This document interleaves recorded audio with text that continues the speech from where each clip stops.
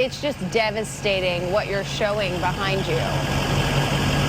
It really is, Gina. You come into town and just lining the roadways on your drive in, it looks like a junkyard. There is debris scattered everywhere. But this is what shows just how powerful those winds were when that massive tornado ripped through. Take a look. I'm about 5'11", 6 foot tall.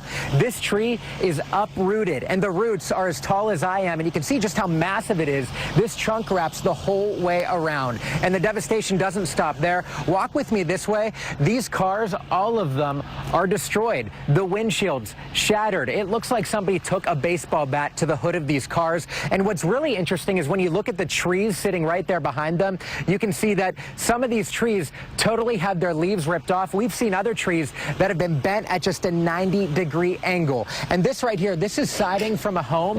It is heavy, but I'm not even sure if it came from the home that we're next to or somewhere down the road, because you can see just how powerful those winds are. And a good example of that is take a look up here into this tree. You can see that's another piece of siding. So this stuff was picked up off the floor and tossed all the way into the sky. Now, we do want to give you the latest details about what's happening here in Linwood. We know that 12 people are hurt. They're right now at Lawrence Memorial Hospital. You know, Gina, the sun is starting to come up now, and this is probably the first time we've chatted with you since we've seen a little bit of daylight. The birds are chirping, and it really is painting more of a wider picture of what we're seeing. And that's why I want to show you this. Take a look at this home. You can see just how severe the winds were when that massive tornado ripped through, sending debris, trees, metal right into the home. It took off their front door and the back side of their roof. You can see that it stripped the home of its siding. I want you to take a look behind me. There's no other way to describe this other than looking like a war zone. It looks like a bomb went off here. There is debris scattered all through, leaves ripped off of trees, their branches thrown to the ground. This looks like a lumber yard. And then walk with me this way. Take a look at this house. The siding is gone, just torn off due to those powerful winds. But this is what will really paint a picture for you. I am able to walk right into the middle of this home. This is the Duffin family home. And as you can see, it's not just siding that's missing. It's the exterior wall. It's gone. Right here is a door. It's snapped in half. And take a look at this.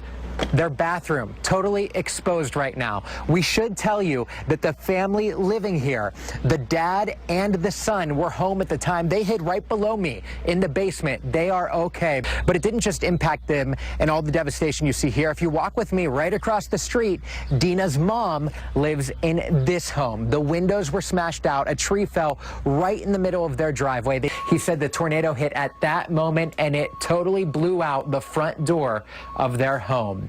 He did make it down just in time to cover him and his son with that mattress. Take a listen to what he said.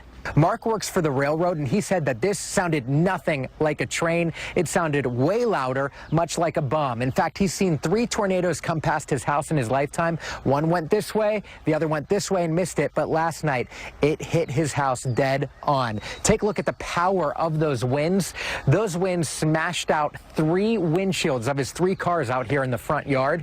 And if you come with me over here and walk this way, you can just see debris scattered everywhere. This used to be a shed, but the exterior walls are gone. The roof was uplifted and tossed about, and now you're left with debris like this. We are inside one of the homes that was hit the hardest. I am surrounded by debris, glass shattered on the ground here. You can see their couch torn apart, blinds and windows brought into the house. Take a look here. You can see personal belongings, which really sends a message of the hardships that people are going to be going through in the coming days. We have a baby doll here that is totally soaked, cowboy boots. But what's most interesting when you walk into these houses and you see this are the things that this tornado chooses to throw around and then the things that it doesn't touch. Take a look up here. You can see faith, hope, and love on the walls. That is still nailed to the wall. You see a cross above a doorway.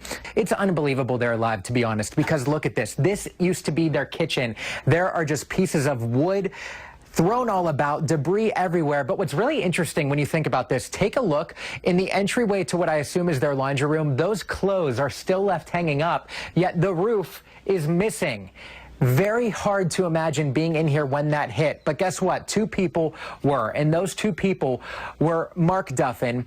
That's the dad and the husband who lives here. And also his son, Kobe. This is a baby picture of Kobe that we found here amongst the rubble. It's soaked in the rainwater. I want to walk you through exactly what happened to them. They were hiding down in the basement right under us below these steps when at a split-second decision, Mark decided that the blanket covering them was not enough. We are going to walk through their living room here, which is covered in shattered glass. He sprinted up those steps, went right into his daughter's room, who wasn't home at the time, managed to grab a mattress, bring it down to Kobe to cover him, and what very likely could have saved his life. Now, I do want to take you outside and talk about exactly what Linwood is going to be going through today. My photographer, Edwin, going to follow me out here, and you can really start to see the damage that also hit the outside of this home.